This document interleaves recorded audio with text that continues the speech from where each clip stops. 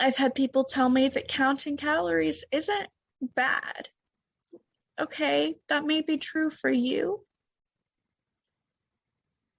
But what happens when my breakfast is 5 calories? What happens when I have a cup of coffee or a Dr. Pepper or like a glass of chocolate milk for breakfast and then I don't eat until the end of the day?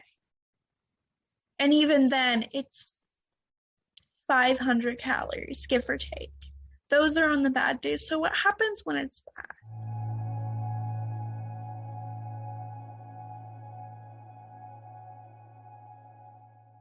Hey, welcome back to Normalize the Conversation. Today I'm here with Solstice, mental health advocate and owner of Chaos of a Broken Petal. Connect with Solstice on Instagram at Chaos of a Broken Petal.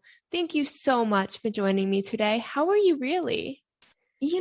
Today's been a good day. I got to call with my partner, and that was very exciting. It always brightens up my day when I get to talk to them. Oh, I love that so much for you. And I'm so my day's so bright because I get to have you on and record with you.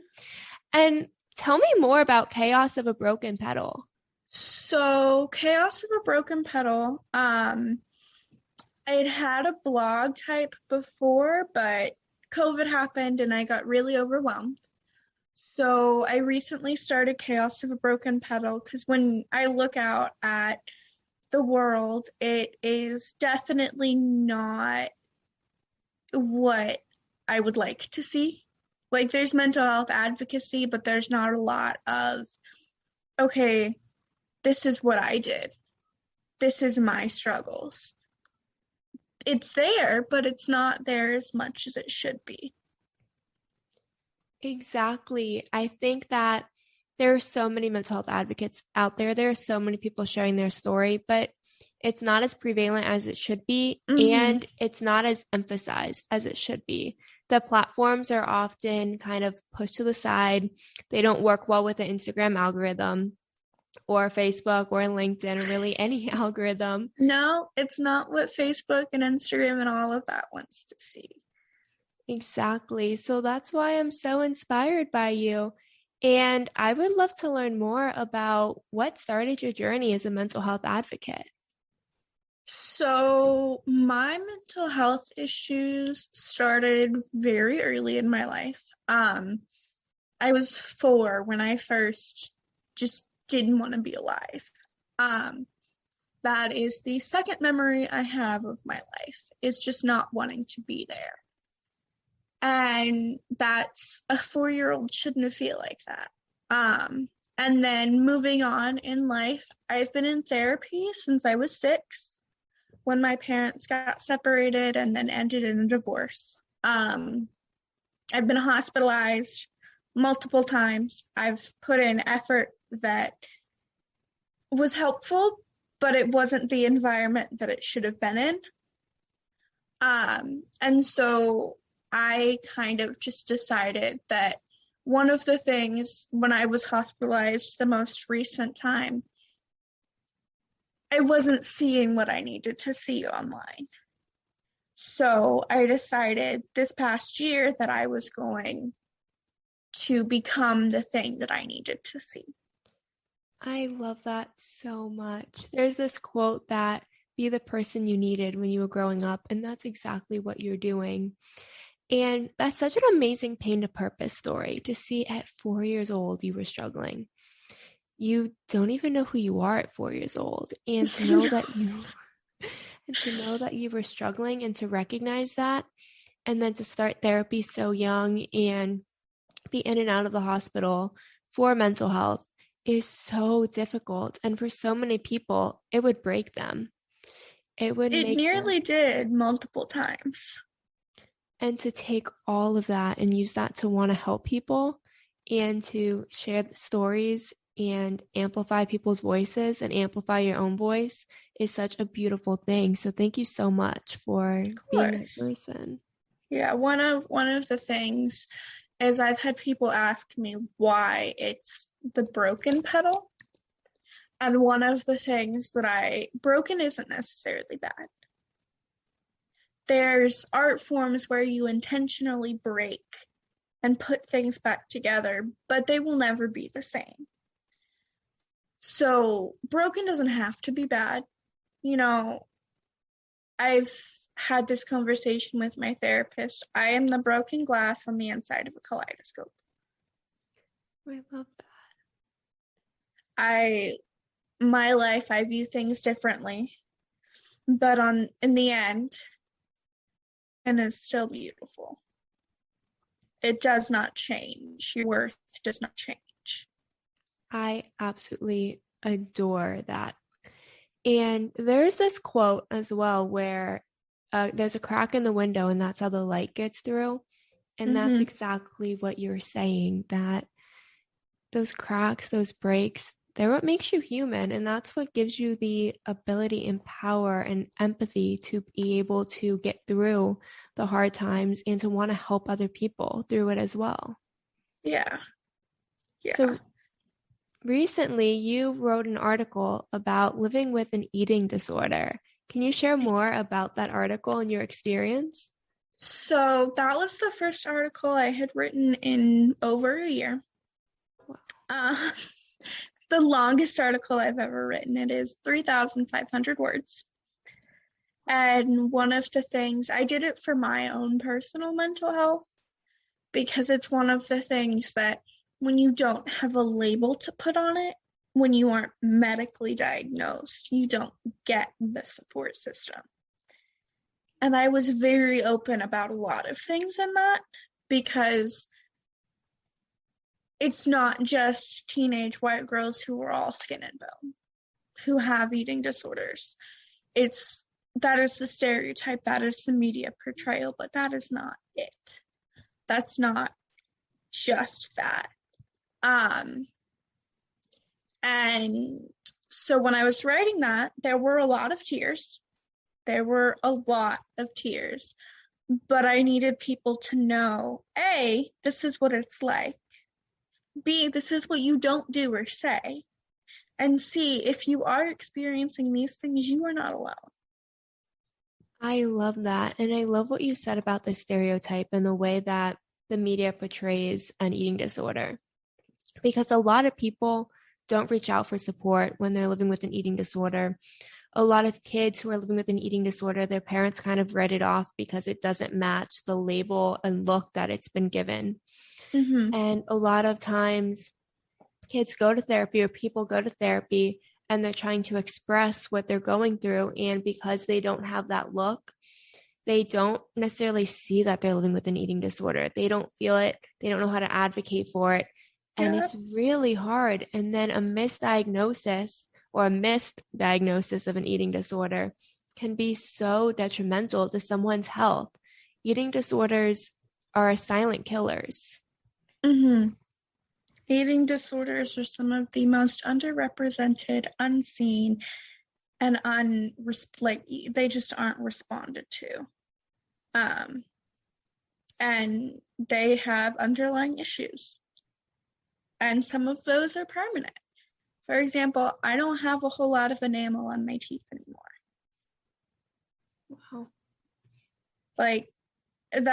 You can't just slap a stick on it and say, oh, hey, look, I've got enamel again.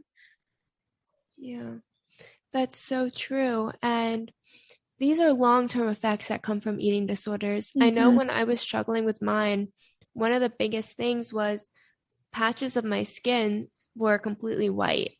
I couldn't get any color in my skin anymore. My kidneys were starting to shut down.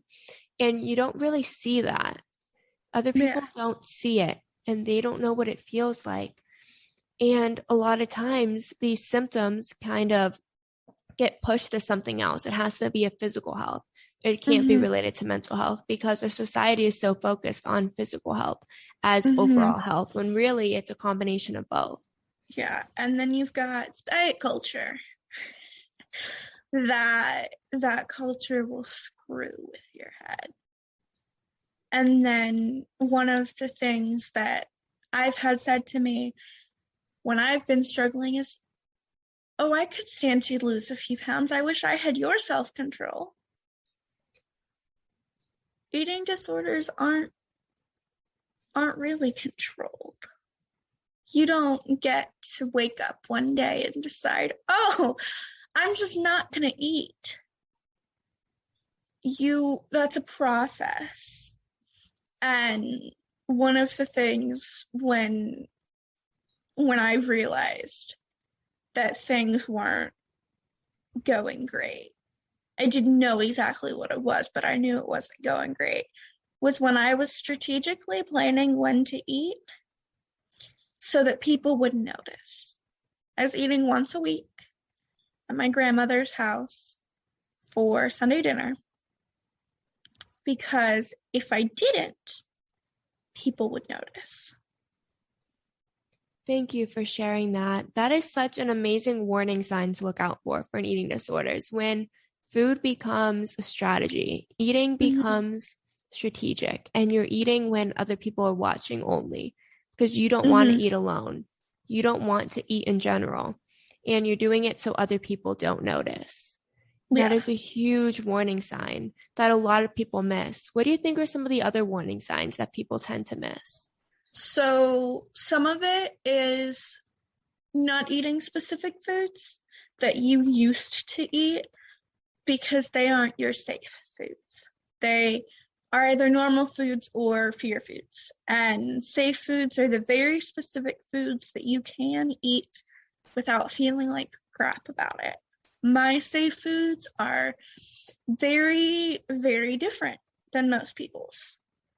I still don't eat a lot. I eat a couple times, like once or twice a day. But I eat my safe foods because I know I can eat those and all of a sudden not need to go to the bathroom or be outside for several hours. So it's just the thing of not eating things like you used to, needing to go brush your teeth right after, or being somebody telling you that they just ate and they're going to go brush their teeth. That is one. Kind of feeling a little bit off when you're eating with people. It's just a combined thing. One of mine was when I was getting a lot of chewing gum because I figured out that chewing gum will help my hunger go away. So I chewed gum like it was going out of style. And eventually I got to a point where I just don't get hungry a lot anymore. So when you're strategically planning to eat, or you're just eating with people, or the flip side, you're just eating alone. Because I know with mine, sometimes when I'm binge eating, I don't want to be around people. I don't want them to see me eat like that. So it's just, you have to watch very specifically of when things are feeling different. I think those are incredible warning signs to look out for, and I can relate to so many of them. I did the same thing chewing gum because gum really helps suppress your appetite because your body's chewing, it thinks you're having food. I remember I also used to drink so much water, just kept drinking water. Because if you drink enough water, it sounds really weird because it's not food, but if you drink enough water, you can trick your body into not being hungry. Exactly, it can fill you up. And like you said, like going to the bathroom after you eat to brush your teeth, or for me, I would just run to the bathroom while everyone was at the dinner table. If it was like a holiday, I would just excuse myself and run to the bathroom and hide for a little bit because I didn't want to be sitting at that table with everyone watching me to see if I was eating or not. And then I've definitely been. It's really hard when you're living with an eating disorder, especially an undiagnosed and untreated eating disorder, because you're not getting the support and resources that you need. Yeah. And then you've got things like where I've been to hospitals and stuff, but my therapists weren't clinical psychologists. They weren't like doctorate level, all of that. So they couldn't diagnose but I've been told by multiple therapists that I have just about all of the signs of bulimia. So I know exactly which one I have, and it fits in to what it is, to what I experience. It is so hard when you can't be officially diagnosed. Mm-hmm. And when the doctors tell you that, or the counselors or therapists are telling you that you have all the symptoms, that you fit the box for bulimia and you're not able to get that treatment and support that you need, is so difficult. But what were some of the symptoms that you were really experiencing that led you to realize that you were dealing with bulimia? So I'm not diagnosed, but what I've been told is I most likely have bulimia with anorexic traits. So I don't eat. And when I do eat, I either eat very specific foods or I eat like small portions or I eat a whole bunch. But regardless, except for if it's my safe food, I feel miserable about myself. I feel nauseous. I feel like I have to throw up. I feel like, okay, I need to go exercise to get this off. So it's kind of just this thing of you know yourself better than anybody else does. And a lot of eating disorders start with wanting to be more fit or whatever. So I remember I was in the hospital and I would eat a salad for lunch and dinner, and I would just drink a carton of milk for breakfast. And that was it. That was all that I ate. And then we went out on what's called an outing. And my safe foods were there. And I could eat. And I can remember just everybody staring at me because it was the first time that they had seen me legitimately eat. Wow. And then we got back, and it was back to 2 salads and a glass of milk. Wow. It's so hard when you are unable to find your safe foods, when you are unable to feel comfortable eating. And then when you finally get to experience like having your safe foods and people see you eating and it kind of feels normal for a second. And then when you get back, it's like back to reality where it's not there. It's not there. And it's such a terrible feeling going back to that. I am one of the lucky ones. I work at a place where my safe foods are served. I work at Subway, so I can make my safe foods. I love that. It's so important to have your safe foods and to kind of start going through recovery and learning that food doesn't have to be bad, but it's so hard to get to that point. But when you go from eating once a week to eating a couple times a day, that is a huge step in recovery. And every step is so important. Yeah. And I do have to be careful, like, how much of what I eat, because even with safe foods, if you overdo it, it's still going to get the nauseous feeling. So I still have to be careful, but it's better than once a week. That's absolutely so true. And then on top of that, you have societies like invalidation of eating disorders. So as someone who's experiencing an eating disorder, living with bulimia, it can be really hard to get people to understand because they think, like you said earlier, it's a chosen disease. It's a chosen illness. It's not.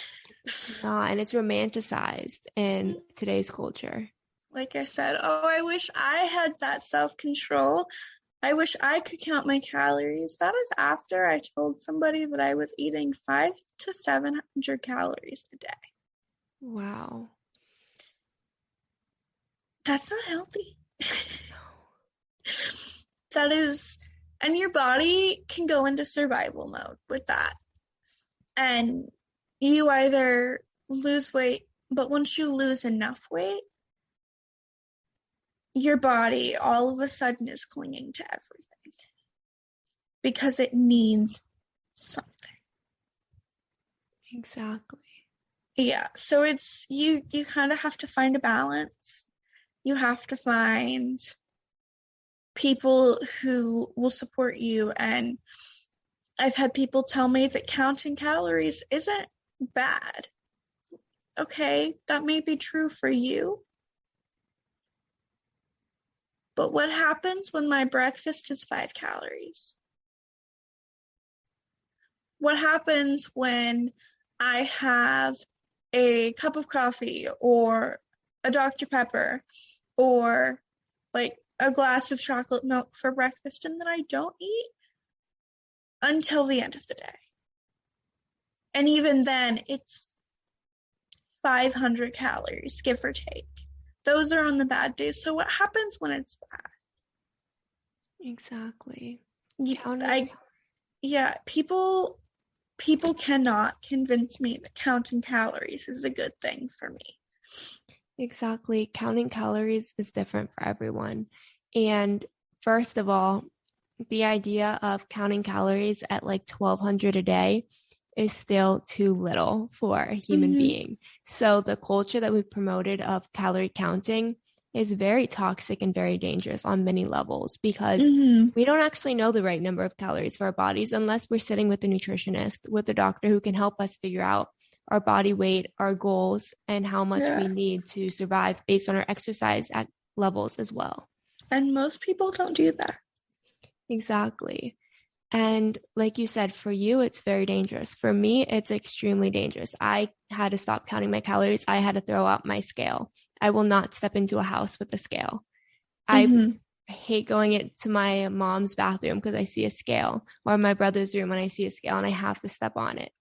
And then I have to punish myself because it's never going to be the number I want to see. No matter how thin I get, no matter how much I don't want to eat, no matter how much I work out. It's always too much. It's always too much. And people don't realize that. Like you, for example, I fit into about half of the stereotype. I am a teenager. I am small. Part of that is due to my genetics. My mom is 4'10". My dad is around 6 foot, and my mom is very small. So I fit in to that. I could theoretically eat whatever I wanted to and still be able to keep what I look like. But the issue is, what if that's not what I want to look like? That's very true. And that's such a deep question to ask yourself, because there's so many levels that go with an eating disorder that so many people don't realize. And like you said, the stereotype, when you look the part of the stereotype, it's even worse because people write it off. It's just a normal thing. Yeah. Of course you're dealing with it.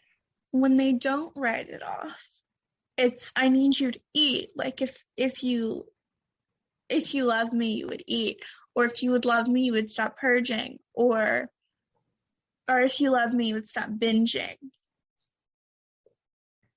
Exactly. Yes, I love you. That doesn't mean I love myself. And that's one of the things that people have told me countless times, is you cannot love somebody else until you love yourself. That is so true. Yeah, and one of the things the way that I love people, I don't particularly love myself. I'm working on it, but I don't particularly love myself. But one of the things I've always said is there are specific people that I love so much that I forget how much I hate myself, because I feel good loving that person. That is beautiful. And I think that's something a lot of people can relate to. And like you said, you can't love others until you love yourself, but you can love others, and loving others can help you to love yourself. So when people tell me that I can't love somebody just because I don't love myself, that may be true for some people, but that's not necessarily true for everybody. Exactly. I don't love myself, but I love a bunch of people, and that is helping me learn to love myself. That is so beautiful. And I think so many people can relate to that feeling of not being able to love themselves. And a lot of that goes into these standards that society has created. This idea that you have to look a certain way, that you have to act a certain way, that you have to be a certain way. And when you can't fit into those boxes, because not everyone can fit into those boxes, most of us can't, you start to feel so hopeless and like you're not good enough. And no matter what you do, you're never going to be good enough. And social media has really amplified all those feelings for so many people. For sure. Like, and magazines and stuff, because you look at the front cover of magazines or inside magazines or whatever, and you see these beautiful people who are very tall and very slender, and that just happens to be how they are. And then you look at yourself and it's not the same, and so all of a sudden it's okay, I don't look like this, I need to look like this. Okay, this is about health. Let me focus on being healthy, and then it starts to get unhealthy, but you don't see that. You don't see that.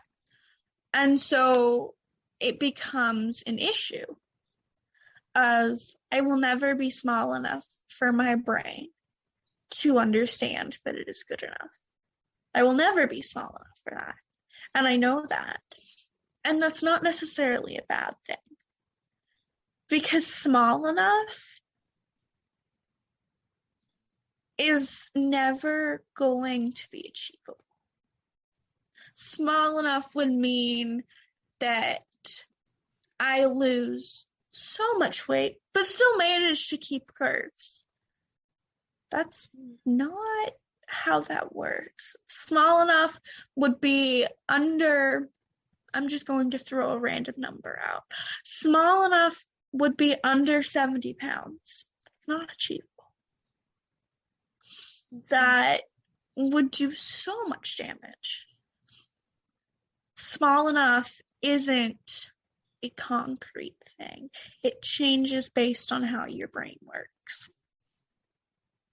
Exactly. And like you said, you can't live up to what's inside your brain. And there are so many intrusive thoughts in our heads. No matter who you are, no matter what you're going through, you are facing some kind of intrusive thought. It's a human trait. But when you have more intrusive thoughts than you do positive and encouraging thoughts, it becomes so detrimental. And when you're talking to somebody and you're reaching out for support and you just want someone to listen, to hear you, to want to help you and be there for you, you want someone to reach out a hand to you, and they just don't know what to say. Like you said, there's so many things people say when you have an eating disorder. Like, I wish I could I wish I had that self-control. I wish I could lose weight that quickly. I wish it was so easy for me to lose weight. There are so many invalidating statements that people use that encourage those intrusive thoughts. Yeah. And what I don't think people realize is it's not easy. It's not easy to wake up and have a set amount of calories. And if you go over that set amount of calories, you go and you feel like you have to do something. And there's more eating disorders than just that. There's ARFID, there's Ednos, there's all of, there's pica, there's binge eating, there's orthorexia. So there's all of that. And what I don't think that people realize is eating disorders is a class of disorders. Eating disorders is a class. It is not just one or two disorders like we see in the media, bulimia and anorexia. And just because you don't have bulimia or anorexia does not mean that you don't have the eating disorder. Exactly. And then there's also the media portraying, it's usually a woman who's going through a hard time, binge eating and then running for hours. But they don't talk about it like it's an eating disorder. They don't talk about it in a way that this person needs help or support. it's kind of like a look at joke. how good they're doing. Like, look at how empowered they are to do something healthy. But it's not. It's not healthy. And, you know, it, like you said, it's a joke. It's a joke to them. It is. I remember there was one show I used to watch when I was younger where the character would like unwrap a piece of chocolate, sniff it, and then throw it out. And it was a joke again. There are so many jokes in the media that make some people growing up watching it thinking, oh, that's normal and that's how I should be. And then others kind of validating the eating disorder and making you not want to go into recovery. Yeah. It's so hard to want to go into recovery. Yeah. And when everything around you is making it like you shouldn't, it's even worse. Yeah. And there's one of the things I've had to remind myself is there's always going to be relapses. Yes. Relapses are part of recovery, and recovery is a never-ending process. Exactly. And so many people don't realize that it's not linear. Growth is not like recovery is not linear. Growth is not linear. None of that is linear.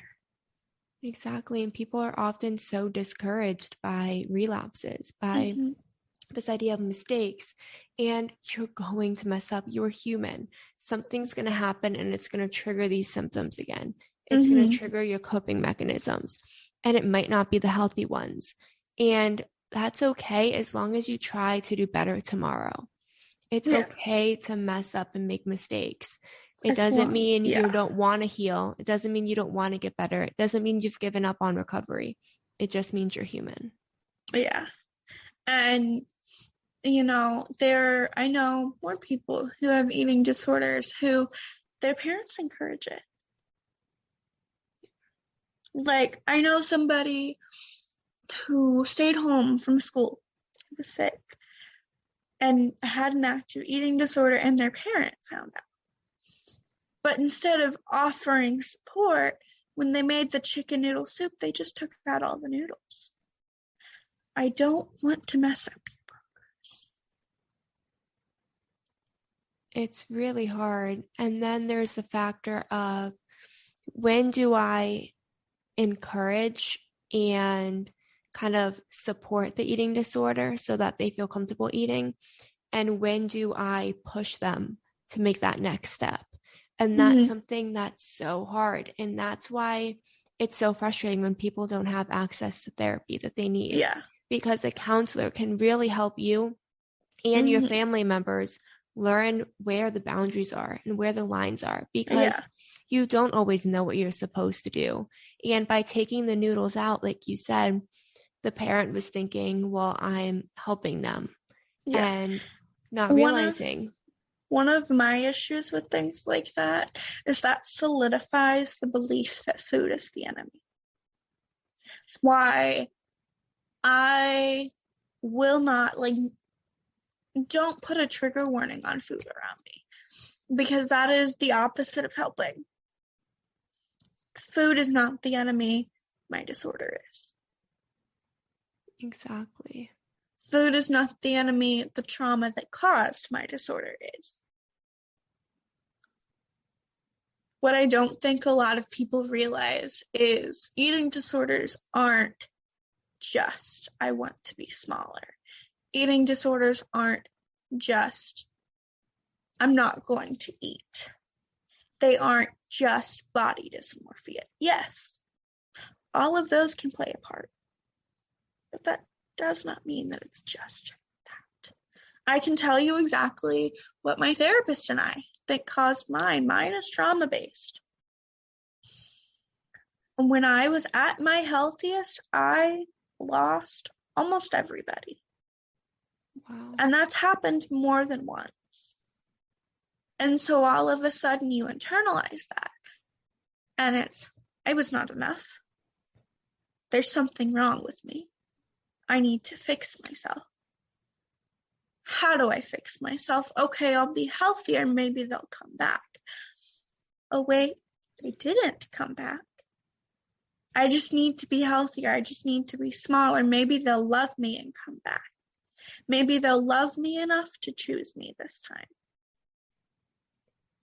When I'm smaller, maybe they'll love me enough. And you don't always realize that you're going down that rabbit hole. That is so true. And when our self-worth is tied to someone else's love and what we want their love to be. Mm-hmm. There's 5 love languages, and someone's love language might not match yours. For me, mine is comfort and support. I want to feel validated. But for other people, it's not. So when I'm looking for support and they can't offer that support I need, it's not that they don't love me. It's that that's not their love language and they don't know how. And that is so hard to learn. And for so long, I thought it was me. I thought it was my fault that no one around me could comfort me the way I wanted and the way I needed. And I think that's something that we all go through at some point in our lives, is meeting people and connecting with people, whether it's people we grow up with in our lives or later on, whose love language doesn't match ours. Yeah. And we internalize it. And we feel so guilty about not being good enough, about being wrong. And then we're not validated as a human being. We're not worthy. It's our fault. And it's not. It definitely isn't. People definitely don't realize what it means. Because like we both said, the media sees it as a joke. Or when it's not a joke, it's, oh, look, this is such a good thing. Like, look, they're being so good about like their weight and all of that. People really don't realize that even with the medical BMIs and stuff, that doesn't necessarily mean health. I will always have a higher fat index than my siblings, than my brothers do, because I was assigned female at birth.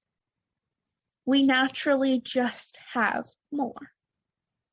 Exactly. So having a higher fat index doesn't necessarily mean that you're fat. And even the term fat, it has been given a bad connotation. It is a description. It is not an inherently bad description. It is just a word. And you can be fat, and you can still be a beautiful creature. And a lot of people use that as a bad thing. I have before. Sometimes I still do. I try not to. But then you've got the people who, I guess they mean to help. But when you look at yourself in the mirror and you say, oh, I'm fat, and people respond with, oh, well, if you're fat, then what am I? That is the least helpful thing you can tell me. I'm just going to put that flat out there right now. That is the least helpful thing you can do for me. You can tell me that you wish you had the motivation to count calories. All of that is still not great. But the worst thing you can tell me is that because you expect me to respond with, oh, I'm so sorry, or something like that. And I don't think people realize that the statements like that, especially when they're about ourselves, don't apply to them. Exactly. Me saying I am fat does not apply to you. Me saying that I am fat applies to my own decaying body. Exactly. It does not apply to you or your body. Because in my eyes, you are one of the most gorgeous things to ever walk on this earth, just like the rest of the world. But I am not. I am decaying, and I am decaying at a slower rate than I would like to. I am decaying, but I am still not small enough for it to be considered an issue. I think that's something so many people can relate to, is when they look in the mirror and they don't feel comfortable in their skin and they use the word fat to describe themselves. I've done it a million times. Mm-hmm. And someone looks at them and says, well, if you think you're fat, what do you think of me? You must think I'm huge. And No. honestly, I'm not looking at you. I'm not thinking about your body and your weight and your Yeah. size. I'm I'm looking at so me. focused on myself and how much I can't love myself. I Mm-hmm. am not looking at you or judging you. And Yeah. people just assume that you are. And I think that's one of the big misconceptions of eating disorders, is that you're judging everyone around you, when in fact When you're you're not. only judging yourself. Yeah, you're judging what you look like. And body dysmorphia is a huge thing around it, because what you see in the mirror versus what everybody else sees is always going to be two different things. Exactly. And so when you say things like I'm fat, yes, you can say that. Like, that's your own choice of words. That is a description for why you feel uncomfortable in your skin. I have done it multiple times. I have done that more times than I care to admit. But that does not mean that the person who is standing next to me, who is taller, who is built differently, who is bigger, and bigger isn't a bad word, but like, who is just bigger than I am. Like, and it's a beautiful thing. It's great. But that doesn't mean that I think that they are fat, that they are unworthy, that they are undeserving. I think that about myself. I don't think that about you. You're standing next to the mirror doing your makeup and you look great. I sit in the mirror and do my makeup and I feel like crap. Exactly. And the word fat has been used to, like you said, negatively impact and hurt people. Mm-hmm. And I feel like it's a word we really should try not to use, because it has the worst connotation. It's telling somebody that they don't look good in their body, that they're not good enough in their body. And no matter who you are, no matter what you look like, no matter what size you are, what skin color you are, what gender you identify as, no matter what, you are worthy and you are beautiful and you have every right to be on this earth and to take up space, and you deserve to take up space. Yeah, and that is definitely a word that shouldn't be used as much as it is. Like, there are memes about it. There are memes about fat cats and all of that. But one of the things with that is it's telling you that it's okay to make fun of somebody that's fat. Exactly. It might be a cat. I personally think that fat cats are adorable. I love them. But there are memes making fun of fat things. And that tells you that it's okay to make fun of people who are bigger boned, who have a higher fat index. Exactly. What advice could you offer someone who is looking in the mirror and who's not comfortable with their body, who's starting to starve themselves and not want to eat, and is turned off by the idea of food, and who's just struggling and who's not diagnosed, who's not getting any help or support? Maybe someone who is overeating or undereating, someone who has to run for hours after they eat, someone or eating who only healthy foods or all of that. Exactly. Definitely be careful. That is a road that is long, painful, and very hard. Find people who struggle similarly. Because when you find people like that, for example, I eat on the phone with my partner. Like, that's just one of the things that I do. Find people who you know won't judge you. Find people who, one of the things for some people is having somebody tell you that they're proud of you for eating isn't always helpful. Unless I ask you to tell me that you're proud of me, which sometimes I will. But unless I do that, don't do it. So find people who struggle similarly. Find an outlet. Find safe foods. If you're living with your parents, put it on the grocery list. Have your parents buy your safe food so you can always have something to eat. Figure out what is going to help you, because it's not always going to be the same for every individual who has an ED. Exactly. That is such beautiful advice. Solstice, thank you so much for joining me today. I am just Thank you honored to for have had this having me. conversation.